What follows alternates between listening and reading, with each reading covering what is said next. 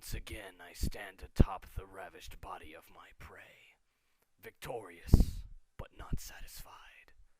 The first 5 elements of harmony have been claimed, and Princess Luna laid used and asleep in her bedroom of Canterlot. As for Twilight Sparkle, I think my time with her shall be the most ravenous, but they will all be mine in the end, for I am Princess Celestia. None shall ever escape my orgasmic grasps again. Princess Celestia paused, floating in the air above Fluttershy, who was currently asleep on one of the hay-covered roofs in Ponyville. She laid over the town, examining it carefully while her mind went over the possible strategies for finding Twilight Sparkle. Unfortunately, she had forgotten exactly which direction the yellow Pegasus pony had been flying from. That part of her memory scrambled from Fluttershy's debilitating stare. Then, another idea popped into her mind. When Celestia was at Fluttershy's cottage, she ran into Applejack and Big Macintosh. Big Macintosh had witnessed Celestia's power before that, and was probably the reason for Twilight's escape from her for this long. But there was something else. Before she got to Big Mac, she ran to some pony else. No. Not some pony. Some dragon. Celestia quickly turned and sped off towards the library again, a suspicion now standing firm in her mind. Upon entering the establishment, she quickly went up to the bedroom to find that Spike was indeed missing from his bed. Her suspicions were now confirmed. Twilight had indeed come back to the library at some point in time and had taken Spike with her. Knowing how protective of the little dragon she is, she would keep him with her wherever she went. This means that wherever Spike is, Twilight also is. With this new information in mind, a bold yet simple plan formed within the princess's mind, and she couldn't help but chuckle at her own ingenuity. Going down the steps of the library and to one of Twilight's desks, she saw a small bottle of ink, a quill, and a few blank pieces of parchment.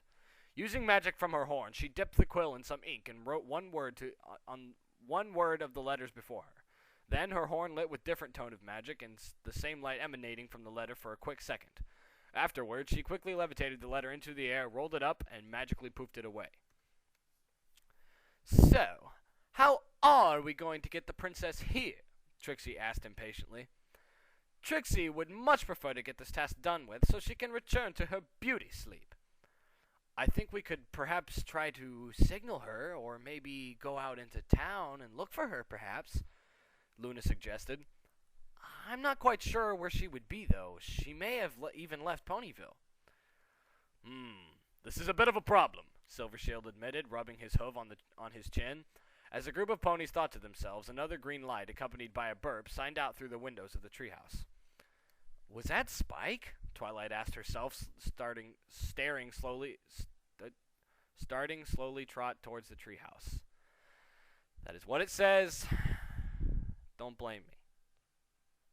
Who's still in there? Luna asked. Oh, just Spike and the Cutie Mark Crusaders. Who? 3 little fillies, 2 of which are little sisters of my friends. With that, Twilight entered the treehouse with Rainbow Dash and Pinkie Pie right behind her. Inside, Spike was on his back, leaning upwards while scratching his head, looking as if he was just disturbed from his nap. The 3 Crusaders, however, were busy chatting amongst themselves how they would earn their cutie marks at this time of night. However, there was now a piece of paper laying in front of Spike that was there before. Curiously, Twilight walked over and levitated, which seemed to be a lever over with her magic. It was blank, save for one word, which, upon further examination, caused Twilight to let out a small gasp as her heart skipped a beat. Gotcha. End chapter 6.